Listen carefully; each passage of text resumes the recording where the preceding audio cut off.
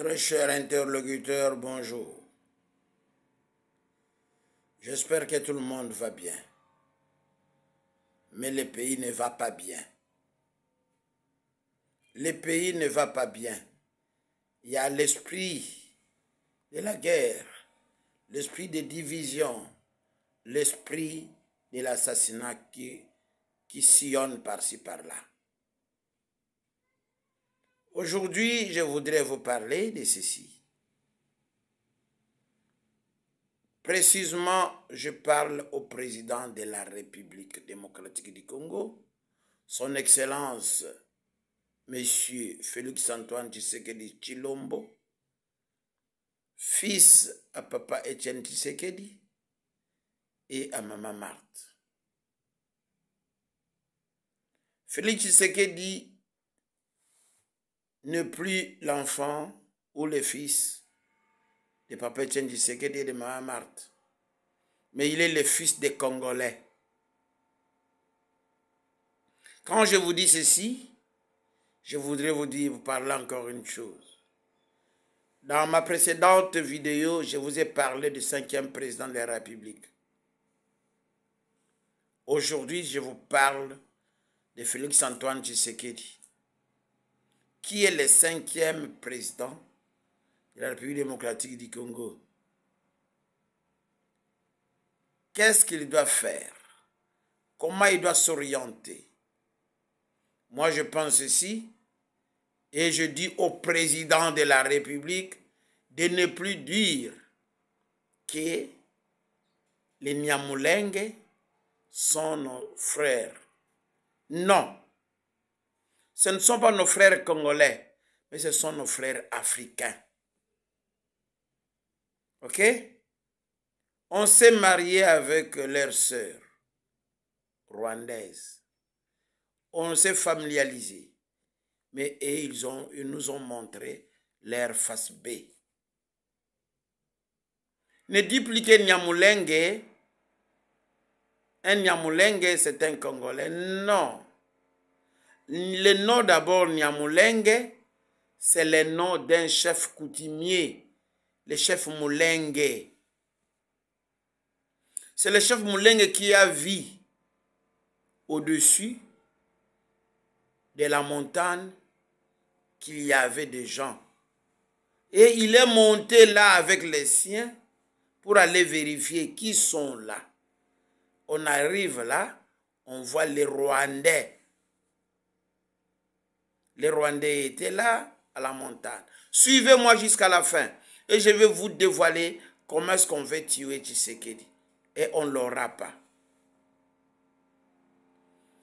Le chef Mulenge arrive à la montagne, il voit des gens là avec la morphologie qui est contraire à la nôtre. On les pose des questions. Qui vous a autorisé de venir construire chez nous ici? La réponse de Banyamulenge était quoi? Chef, permettez-nous, nous sommes venus seulement pour nourrir nos brebis. Le chef Mulenge les a dit ceci: vous devez commencer par me demander l'autorisation.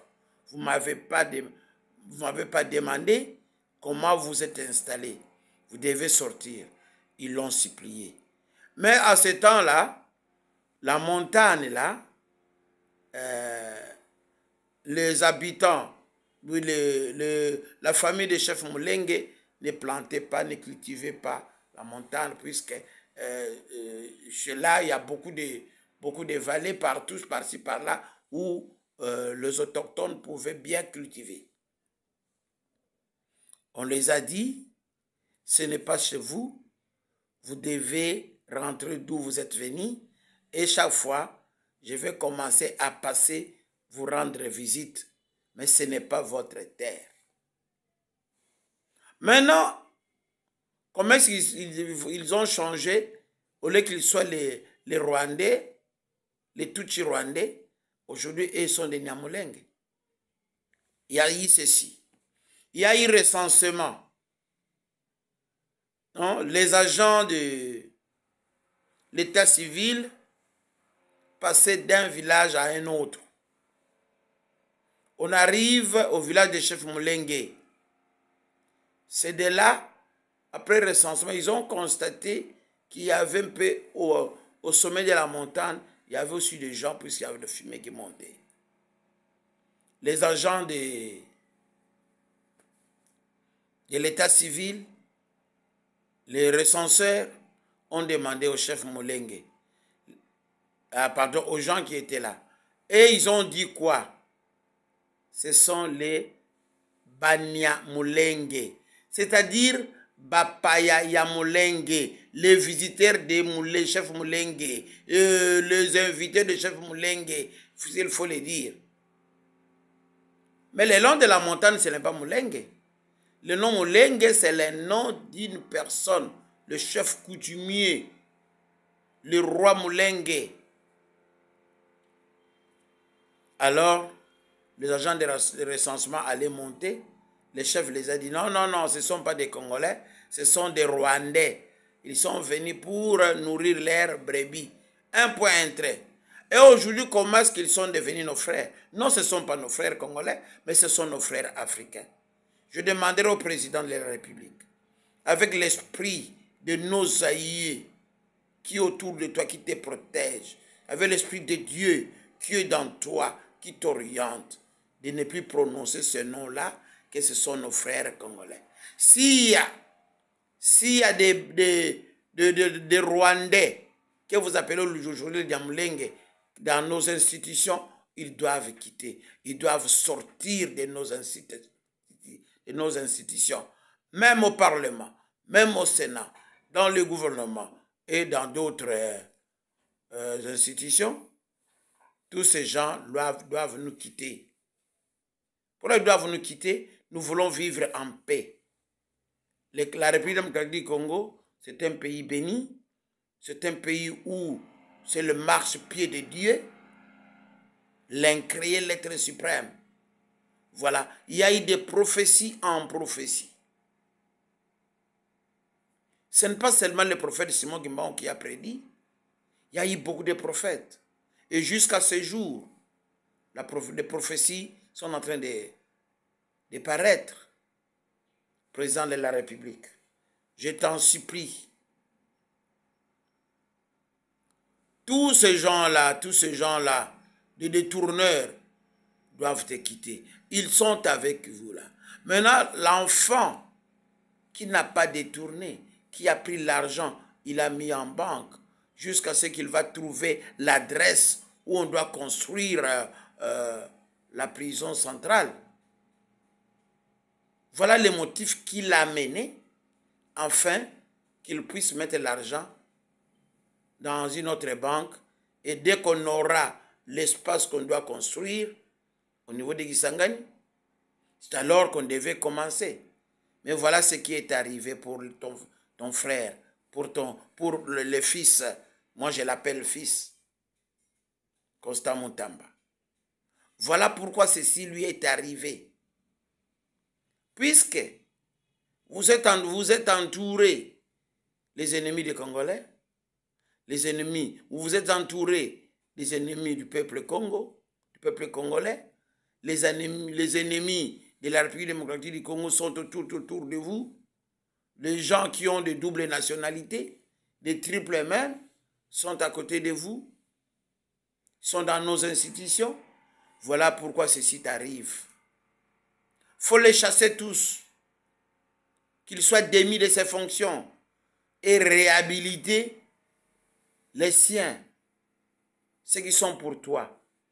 Ni Tété, Constant Mutamba, beaucoup de choses n'allaient pas se dévoiler.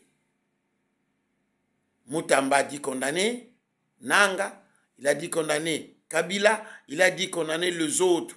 Voilà pourquoi ceci venait de s'y citer. Et le cabal montait pour cet enfant-là, qu'il soit aux arrêts, qu'il soit humilié. C'est ce qui voulait vous arriver, vous aussi. Mais ce n'est pas fini. Président, réveillez-vous. Président, soyez prudent. Président, ne parle plus beaucoup. Ne parle plus. Sauf que tu vas parler avec la population. Parle, appelle-nous au stade, au palais du peuple, ou bien au stade de martyrs, ou bien au stade du 20 mai, d'État Raphaël. Appelle-nous, nous viendrons, nous allons t'écouter. Explique à la population, explique à ton peuple qu'est-ce qui se passe. Vous savez, il y a beaucoup des officiers supérieurs que vous avez retraités si tôt. Vous les récupérez. Tous ces gens-là qui te disaient que ce général-là est mauvais, ces colonels-là et les autres sont des mauvais. Non! Ce sont les gens qui étaient de vrais agents qui devaient approcher de vous. Tu les récupères, mon chef. Je t'appelle mon chef, puisque tu es le président de la République. Appelle tous ces officiers-là que vous avez retraités. Et surtout, les officiers que Kabila avait retraités. Ces officiers-là doivent regagner l'armée. Et vous verrez que vous serez en toute sécurité. En outre encore, vous comprendrez qu'il y a des ONG. Il y a beaucoup de ONG qui se sont infiltrés. Il y a beaucoup de partis politiques qui ne sont pas pour vous. Il y a beaucoup de magistrats, de procureurs qui ne sont pas le vôtre. Il y a beaucoup de gens dans des institutions qui ne sont pas pour vous. Mais vous le voyez. Moi, je demande à mon Dieu et je demande à nos aïeux de pouvoir. Puis si moi, je vais te dire, tu ne vas pas croire. Mais que tes oreilles s'ouvrent, que tu puisses entendre la spiritualité, que tu puisses entendre nos aïeux, que tu puisses entendre ce que te dit notre Dieu, le Dieu à Congo. Il est puissant. Celui qui te protège. C'est toi qui devais faire sortir ce Congo-ci, la République démocratique du Congo, dans ce gouffre que nous sommes plongés. N'écoutez plus personne. Écoute tes oreilles. Moi, j'ai pris que tes oreilles s'ouvrent, que tes yeux s'ouvrent, que tu voies encore. L'œil spirituel va s'ouvrir. Tu vas encore voir beaucoup. Tu vas encore comprendre les choses. Président de la République, c'est à vous que je m'adresse aujourd'hui. Vous devez faire sortir le peuple congolais dans la captivité. Faites sortir la République démocratique du Congo dans ce gouffre, dans la captivité. Nous voulons vivre en paix avec toi. Et encore une fois de plus, à quand le changement ou bien la modification de la Constitution? Mais modifier cette Constitution de belligérants. Modifier la Constitution. Puisque parmi les articles, il y a des articles qui sont bien. C'est-à-dire, ne change pas la Constitution, mais modifier la Constitution, que ça soit au profit du peuple congolais que tu diriges aujourd'hui. Ce que je te dis, si je dirais que ça ne vient pas de moi, personne ne va me croire. Mais je te dis que ça ne vient pas de moi. Quel est ce politicien que vous devez approcher? J'allais citer les noms, mais les autres ne vont pas accepter. À toi-même que ce Dieu-là, que tes aïeux te parlent et te rapprochent tous ces gens-là. Ceux qui ont des nationalités douteuses, non, il ne faut pas les rapprocher. Surtout, moi je vais vous dire ceci. Si tu vas remanier le gouvernement, ne mélangez pas tous ces gens qu'on te dit qu'ils sont des étrangers. C'est vrai, ce sont des étrangers. Ce ne sont pas nos frères. Ils sont très nombreux, je peux vous le dire, mais ça va éclater. Il y a ces politiciens qui disent, je suis du Congo central. Non, Je suis des Bandundu. Non, vas-y jusqu'à dans leur village. Surtout ceux qui se disent qu'ils sont les Katangais. Au Katanga, il y a eu beaucoup de gens, des infiltrés. Il y a beaucoup de ces gens-là qui sont entrés, qui ne sont pas congolais, mais ils se sont fait congolais. Dans les Katakatanga, 9 sur 10 des Katakatanga, ce ne sont pas des Congolais. Ce sont les enfants, les petits-fils et les petits-fils de ces étrangers-là qui ont travaillé à la Gécamine. Voilà. Ne l'écoutez plus pas. Ne l'écoutez plus. Si quelqu'un dit qu'il est Congolais, qu'il te donne son village, l'enfant a 2 villages, matriarcat et patriarcat. Nous devons les savoir et les connaître. Les recensements, s'il vous plaît. Mais que ça ne soit pas entre les mains des corrompus. Non. J'ai dit, dans les gouvernements, il y a aussi des étrangers. Il y a aussi des détourneurs. Il y a aussi des frappeurs.